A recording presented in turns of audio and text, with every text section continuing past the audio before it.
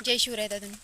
आजचा हा व्हिडिओ काढण्याचा खरा मुद्दा आणि कारण म्हणजे आजच्या ह्या कलियुगातील माणसं आणि त्यांची प्रवृत्ती, बोलण्याच्या प्रवृत्ती यामुळं हा खास करून व्हिडिओ काढलेला आहे. कारण की बघा ना, आजकाल असं म्हणत नाही की तू लढ, तू कर. अहो, मोडून पडला संसार तरी मोडला नाही कणा. मोडून पडला संसार तरी मोडला नाही कणा. फक्त पाठीवर हात ठेवून लढ म्हणा. अशी म्हणणारी माणसं खूप कमी झालेत. पण करू नको, तुला जमणार नाही, झेपणार नाही, तुला होतच नसते, ह्यात काही फायदाच नाही अशी म्हणणारी भरपूर लोक आपल्याला भेटतील. यामुळं आपली बऱ्यापैकी तरुण तरुणी आणि एखादा व्यक्ती खचून जातो आणि समोरच्याच्या बोलण्याला बळी पडतो. पण असं कोणीच म्हणत नाही की तू कर, ह्या गोष्टीतनं मिळेल, एकदम मिळत नसते, थोडं थोडं मिळत असते, कर, 4 पैसे येणं गरजेचं आहे, येतील तुला, असं कोणताच व्यक्ती म्हणत नाही. एखादी गोष्ट साधी, एखादी पानटपरी जरी एखादा टाकाय निघाला तर त्याला सहज म्हणतात, अरे नाही नाही, हा काय आता पानटपरी टाकायचं राहिले का, आता काय पुड्या विकणार आहे का आणि गोळ्या बिस्किटं विकणार आहे का. जर एखादा शेती करत असेल तर शेतकऱ्याला म्हणणार, आता हा शेतीत दिवं लावणार आहेत का आणि काय येणार आहे ह्याच्या शेतीत, आणि ह्यो बाग लावायला लागला आणि असंच झालं तसंच झालं. किंवा एखादा उद्योग एखादा करत असेल, एखादा पोल्ट्री फार्म खोलत असेल किंवा इतर काही गायांचा व्यवसाय करत असेल किंवा कोणताही दूध व्यवसाय करत असेल तर त्याला आता शेणच उचरायचं राहिले का, असं तसं नानाविध प्रकारच्या मनात गोष्टी आणून देतात. त्यातून माझा हा तरुण वर्ग लगेच महागाई राहतो, म्हणतो अरे मला लोक असं म्हणतात, त्यामुळे तो त्यातून पटकन आपले विचार बदलतो आणि ती गोष्ट करण्यापासून लांब राहतो. मग एक गोष्ट लक्षात ठेवा, आपण जी गोष्ट करतोय ती स्वतः करणं, स्वतःच्या मनगटात दम आहे म्हणून करतो. 4 पैसे नाही तर थोडं थोडं का होईना कमवण्याची जिद्द आहे म्हणून माझ्या मनगटात बळ आहे यासाठी करतोय. इतरांचा विचार करायचा नाही, जे आपल्या मनाला वाटते ते करावं. त्यामुळं कोणालाही बळी पडू नका. कारण जग हे कधीच आपल्याला सांगणार नाहीत लोक की तू ही गोष्ट कर. कारण जो तो ज्याची त्याला पाठीमागे खेचण्याचा प्रयत्न करत आहे, करा.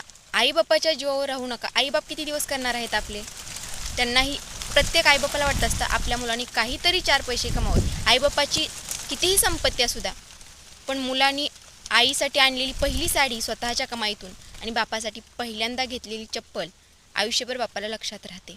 कारण ज्यावेळेस मुलगा आपला कर्तबगार होतो, काहीतरी करायला लागतो, फालतू व्यक्तींच्या न नादाला लागता, इकडं तिकडं न हुंदडता ज्यावेळेस तो कुठला व्यवसाय काही कामधंदा करायला लागतो, त्यावेळेस आईबापही मनातून आनंदी असतात. त्यांनाही वाटतं की आता आपला मुलगा काहीतरी करतोय.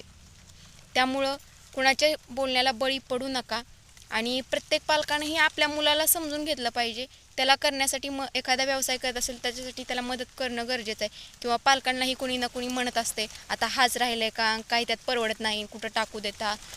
अहो, एखादा भंगारवाला मुलखाचा पैसा कमवतो, पण आपली मुलं आजकाल ह्या जमान्यात, या कलियुगात, या नव्या फॅशनच्या युगात फक्त फॅशन, फोटोशूट म्हणा, इतर कोणत्याही गोष्टी करण्यासाठी किंवा काय म्हणा मित्रांबरोबर हिंडणं, हे करणं ते करणं, ह्याच्यासाठी वायपळ आपला म्हणजे श्रम वाया घालवतात. म्हणजे त्यातच आपलं करिअर वाया घालवतात आणि बिनकामी भटकतात. आणि मग सगळ्याच गोष्टी, मग आईबाप इकडं कष्ट करतात आणि मुलं इकडं पैसा उडवतात, असंही बऱ्यापैकी होतं. आणि काही मुलं अशी असतात ज्यांना कष्ट करण्याची धमक आहे, जे कष्ट करतात त्यांना बऱ्यापैकी घरातून सपोर्ट भेटत नाही. तर प्रत्येक पालकाने आपल्या मुलांना सपोर्ट केला पाहिजे, त्याला एखादा उद्योगधंदा टाकून दिला पाहिजे. आपल्या मुलांना आपण जवळ बसून त्यांच्याशी बोललं पाहिजे, कुणाकडे लक्ष देऊ नको, आम्ही तुझ्या पाठीशी असं म्हणून आपल्या प्रत्येक मुलाला आपण समजावून सांगितलं पाहिजे.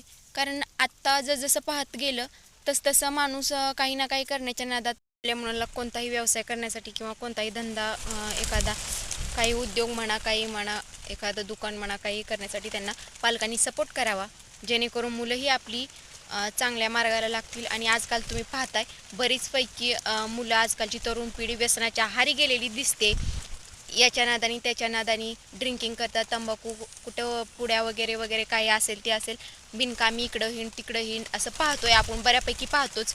कारण जो तो गाडीवर जाताना आपण पाहत असालच की मुलगा पाचकन थुकलेला असतो, कोणतं तंबाखू खातोय, कोणी दारूच्या दुकानात.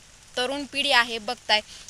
मग ह्याच्यावरूनच आपण आपल्या मुलांना एखादा व्यवसाय धंदा टाकून दिला तर तो त्यात रमूनही जाईल आणि वाईट मार्गालाही लागणार नाही, 4 पैसेही कमवेल.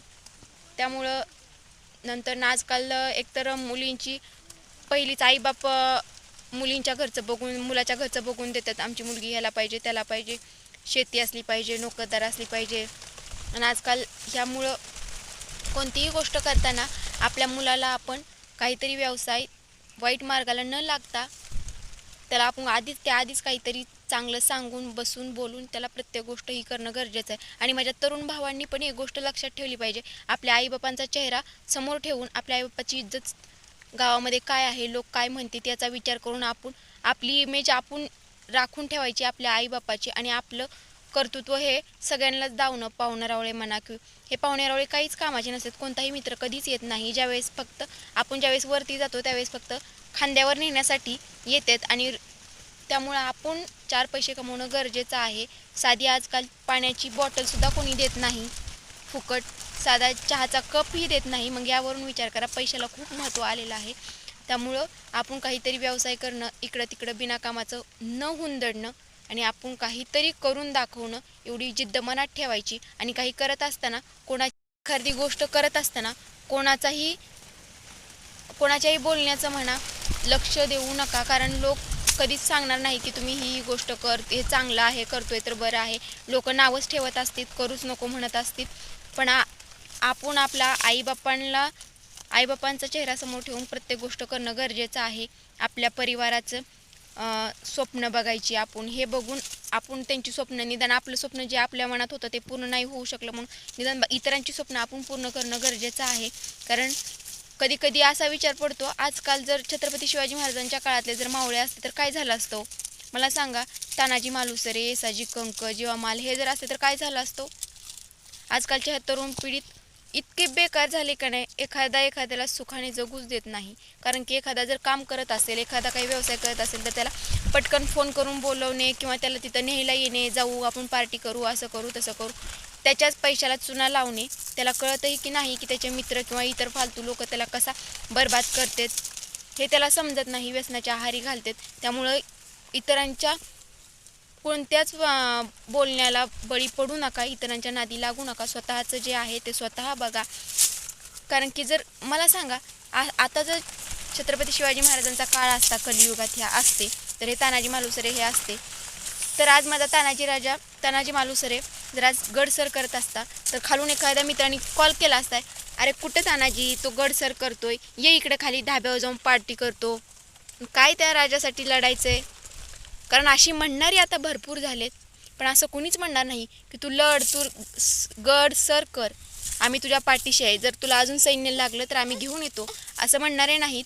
पण त्याला घेऊन बोलवून खाली चल पार्टी करू एखाद्या धाब्यावर असे म्हणणारे बरेच आहेत.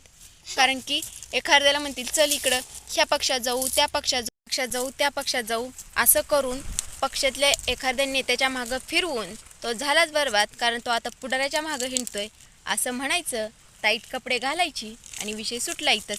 कामधंदा बंद करत होता ते हे काम बंद. तिकडं आईबाप राबतात, हा मित्रांबरोबर हिंडतोय, ह्या पक्षाचा त्या पक्षाचा होतोय, इथंच विषय कट झाला. आणि आपल्या मनात असलेला विचार, तो जो व्यवसाय करणार होता, जो धंदा करणार होता, जे काम करणार होता, शेतात राबणार होता, तेही बंद. आता नेत्यांच्या मागं पळायला लागला आणि नंतरनं या मित्रांबरोबर पार्ट्या करू लागला. आणि इथंच माझा तरुण युवक बर्बाद व्हायला लागला. कारण त्याला स्वतःचं असं अस्तित्व राहिलंच नाही. कारण तो मित्रांच्या आणि या पक्षांच्या जीवावर जगू लागला. इकडं चल तिकडं चल, ह्या धाब्यावरनं त्या धाब्यावर, त्या धाब्यावरनं ह्या धाब्यावर करू लागला. आणि आईबाप मात्र शेतात राबून मरू लागले. इतकं मात्र नक्की. म्हणून तरुण पिढीला एकच सांगणं, कोणतीही गोष्ट करा पण इतर कोणत्याही गोष्टीच्या, व्यसनाच्या म्हणा किंवा एखाद्या व्यक्तीच्या आहारी जाऊ नका. कारण लोक बर्बाद करायला येतात, आपल्या घराला पोसायला येत नाहीत. फक्त आपल्याला ते खांद्यावर न्यायला त्या मशानभूमीपर्यंतच येतात, नाहीतर येत नाहीत. आणि कोणत्याही पाहुण्याच्या भरोश्यावर राहू नका. कारण पाहुणा देतो तेवढंच बोलूनही दाखवतो. आणि ज्यावेळेस आपल्याकडं असतं त्यावेळेस आपणही माजायचं नसतं. आणि ज्यावेळेस आपल्याकडं नाही हे जगालाही सांगायचं नसतं. कारण नातीगोती ही कामापुरती असतात, कोणीच येत नसतं. मित्र असो, नातीगोती असो, आपले आईबाप, आपली बायका पोरं हेच आपल्यासाठी असतात. हे जेवढं आपल्याला चांगलं सांगतील तेवढं बाहेरचा माणूस 10तला एखादा सांगेल तू ही गोष्ट कर. त्यामुळं स्वतःच्या मनानं स्वतःच्या आईबापाला समोर ठेवून आईबापांच्या विचारानं चला, जेणेकरून तुमचंही कोणतेच आईबाप आपल्या मुलाला वाईट वळणाला लावणार नाहीत, तू हे करू नको असं म्हणणार नाही. उलट तुमची प्रगती पाहण्यासाठीच आयुष्यभर वाट बघतात, माझा मुलगा कधी 4 पैसे कमवतोय, कधी आम्हाला सुखाचे दिवस येतील या भरोशावर असतेत. आपल्या मुलांना आपलं नाव करावं हे प्रत्येकाला वाटत असतं. त्यामुळं तुम्ही एखादी कोणतीही गोष्ट करताना जगाच्या बोलण्याकडे लक्ष देऊ नका. तुम्ही स्वतःच्या मनानं कोणतीही गोष्ट करा, पण योग्य करा. वाईट गोष्ट करू नका आणि जगाकडे लक्ष देऊ नका. बस इतकंच. कारण माझ्या तरुण पिढीला आज चांगलं सांगणारे कमी आणि वाईट मार्गाला नेणारे आणि वाईट सांगणारे, करू नको म्हणणारे असे बरेच झालेत.